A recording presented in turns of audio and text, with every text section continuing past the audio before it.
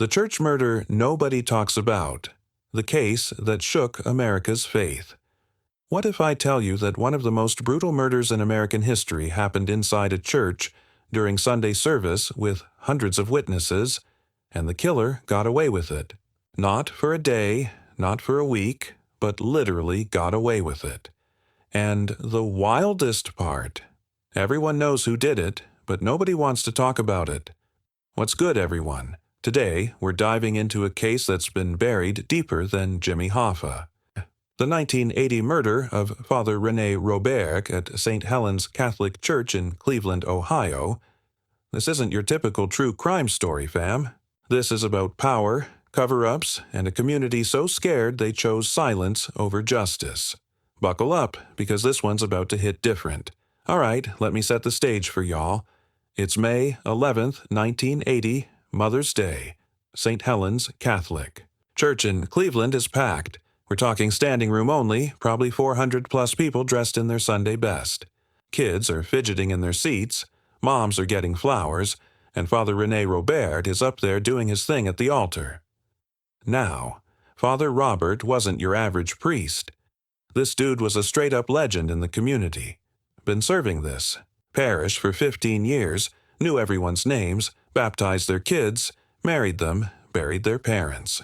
He was that priest who'd slip you a 20 if you were struggling, who'd show up at your door with groceries if he heard you lost your job. Real talk, this man was beloved. The neighborhood around St. Helen's? It's working-class Cleveland, mostly Polish and Italian families who'd been there for generations. These folks didn't play around when it came to their faith. Church wasn't just Sunday service. It was the center of everything. Festivals, schools, bingo nights, you name it. But here's where things get dark. There'd been tension brewing for months. See, Father Robert had been speaking out about some real heavy stuff.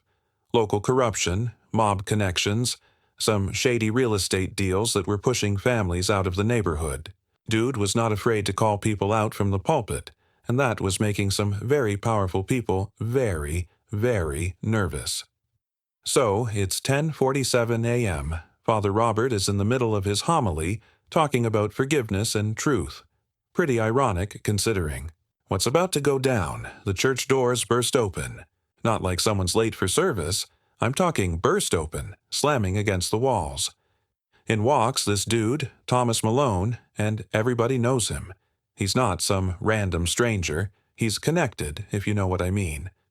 The kind of guy whose uncle runs the docks, whose cousin is mysteriously wealthy, whose family name you don't mention unless you want problems.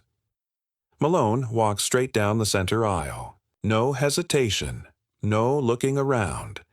People later said it was like watching a movie in slow motion. Some folks thought maybe he was having some kind of religious moment, coming to confess or something. Father Robert sees him coming, and witnesses say the priest's face went white. He knew. In that split second, he knew why Malone was there. The father actually took a step back, raised his hand like he was going to say something. Malone pulls out a .38 special, in broad daylight, in front of God and everybody, and puts 3 bullets in Father Robert. Pop, pop, pop. The sound echoes through the church like thunder. Father Robert falls backward, knocking over the communion wine. Blood mixing with sacred wine on white marble. You can't make this stuff up. The church erupts. People are screaming, diving under pews, mothers throwing themselves over their kids. But here's the thing that'll mess with your head. Nobody stops Malone. This isn't some dude with an AR-15 spraying bullets. He's got a 6-shooter, 3 bullets gone, standing there calm as anything. Malone looks around the church, makes eye contact with specific people. People who later said they felt like he was warning them, then turns and walks out. Doesn't run, walks like he just finished his grocery shopping. Gets in his car and drives away while 400 people watch from the windows. Now here's where this story goes from crazy to absolutely insane. You'd think with 400 witnesses, this would be the easiest case in the world to prosecute, right? Wrong. Cops show up, and suddenly, nobody saw nothing. I'm not talking about a few people being scared. I'm talking about 400 people with sudden amnesia. I was praying with my eyes closed. I was in the bathroom. I thought it was firecrackers. Bro, there were people with blood splatter on, their clothes claiming they didn't see anything. The detective in charge, Michael O'Brien, later said it was the most frustrating case of his career. He's got a church full of witnesses, and everyone's acting like they were at a different service. Even the altar boys who were standing right there, less than 10 feet from Father Robert, suddenly couldn't remember what the shooter looked like. It gets worse. The few people who initially said they'd testify, they started having accidents.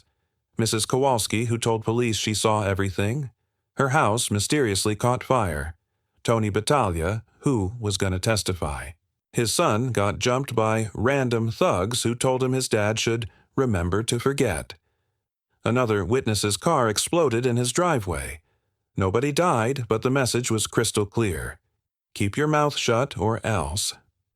The Catholic Church's response? Basically, nothing. They moved in a new priest, had the church reconsecrated, and acted like nothing happened. No push for justice, no support for witnesses, no calling out the obvious intimidation. Some people said the church had its own reasons for wanting this buried. Father Robert had been talking about corruption, and who knows how deep that rabbit hole went. Y'all ain't ready for this part. Turns out, Father Robert had been building a case. The dude had files, documents, photos, recorded conversations. He'd been investigating connections between local organized crime, city officials, and get this, certain high-ranking church officials who were getting kickbacks from real estate deals. The morning he died, Father Robert had told his secretary he was planning to hand everything over to the FBI the next day. By the time investigators got to his office, it had been cleaned out. Not ransacked, professionally cleaned. File cabinets empty, desk drawers removed, even his personal notes gone. The secretary, Margaret O'Neill, who'd worked there for 20 years. She suddenly decided to retire and move to Florida. That week. Thomas Malone? Dude disappeared for exactly 3 days, then showed back up at his regular bar like nothing happened. When cops finally arrested him, he had the best lawyer's money. Couldn't buy showing up within minutes.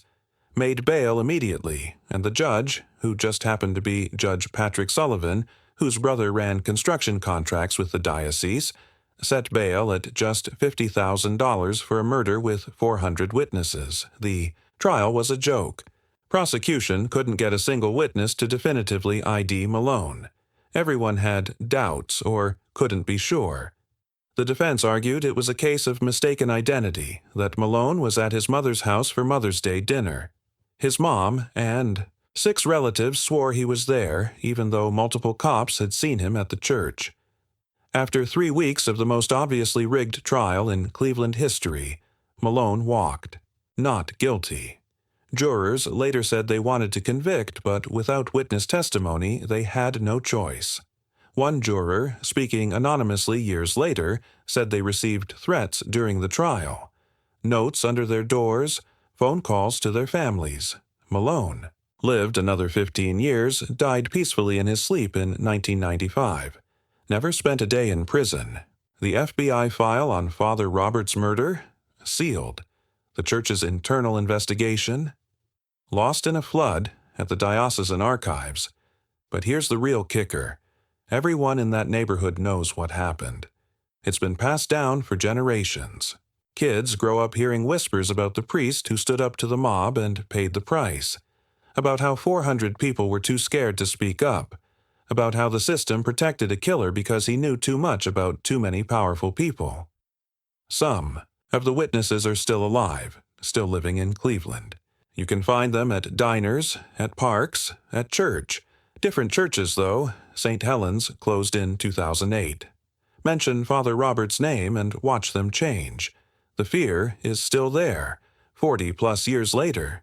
They'll tell you, off the record, never on camera, about what they saw, about the guilt they carry, about the nightmares. So why am I telling you this story? Why does this matter? Because this isn't just about one murder in Cleveland. This is about what happens when power gets so concentrated, so protected that justice becomes a joke. When regular people are so scared of consequences that they'll watch a good man die and pretend they saw nothing. This case shows how organized crime didn't just run illegal gambling or bootlegging. They had their fingers in everything. Churches, courts, police departments. And when someone tried to expose it, they could murder them in broad daylight and get away with it.